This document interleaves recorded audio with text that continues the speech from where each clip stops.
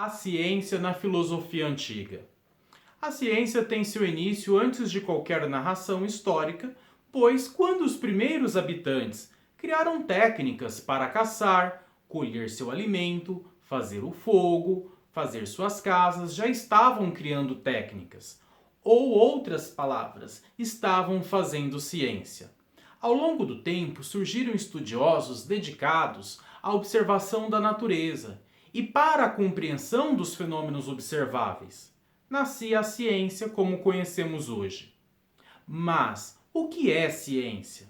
Ciência é o conjunto de conhecimentos empíricos e teóricos sobre a natureza elaborados a partir de uma observação, descrição, explicação e previsão. A base da ciência, portanto, é a experiência, e após a repetição da ação investigada, faz-se a descrição da ação, tem-se a explicação do evento e a previsão futura do mesmo. Mas quais são os registros mais antigos de ciência que temos hoje? A relação entre os primórdios das ciências na antiguidade e o desenvolvimento do pensamento racional parece óbvia. No entanto, ao fazermos esse movimento, estamos desconsiderando outras sociedades que, à sua forma e em sua medida, também usaram e desenvolveram a racionalidade. Mesmo os povos nômades já assim viviam. Para dominar o fogo, criar ferramentas e utensílios, elaborar armas, inventar a roda, dominar a agricultura e trabalhar os metais via metalurgia, a racionalidade foi extremamente necessária. Portanto, não podemos colocar os povos anteriores à invenção da escrita no lugar da irracionalidade como comumente são retratados. Falar de ciência antes da modernidade, sem dúvida, é um desafio. Assim como estabelecer o desenvolvimento do pensamento racional a partir dos gregos, também é. É notório que a construção de campos científicos se deu de forma mais estruturada e organizada com o advento da modernidade. Mas isso não exclui nem elimina a experiência grega.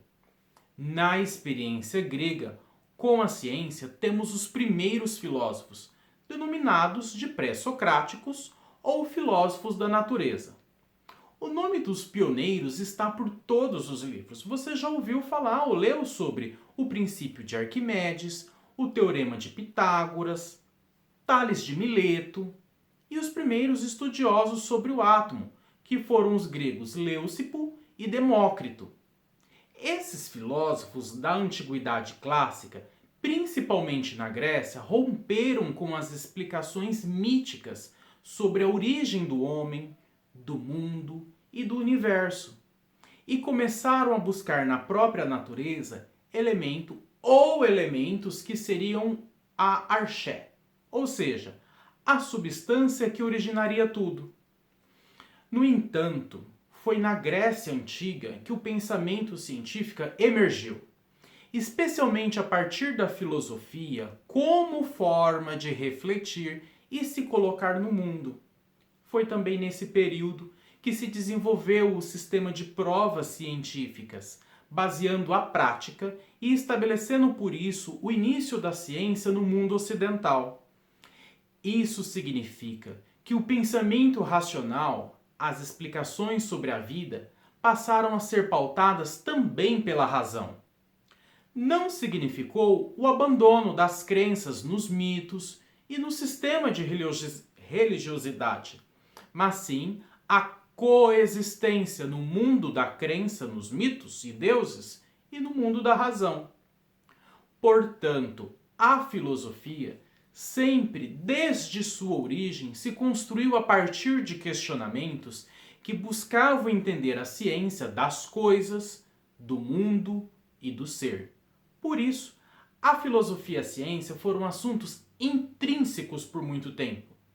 Somente depois de muitos séculos, após profundas sistematizações dos conhecimentos, gradualmente as duas áreas foram se distinguindo, filosofia e ciência. Já na metade do século XX, particularmente sob a influência do positivismo lógico, que buscava desenvolver critérios para garantir o significado de afirmações filosóficas, surge a filosofia da ciência, a área a qual trata das questões relativas à confiabilidade, previsibilidade e métodos da ciência. As ciências são até os dias atuais campos de disputas. Partindo da premissa de Sócrates de que nada sabemos, temos o princípio da ciência. Se nada sabemos, é preciso formular perguntas. Talvez elaborar questões seja até mais proveitoso que responder. É na dúvida, na inquietação, na pergunta, na reflexão que se encontra o cerne da ciência e é o que parece ter movimentado os cientistas até aqui. Não apenas se utiliza a filosofia para pensar sobre a ciência, como se utiliza os resultados científicos para pensar a filosofia.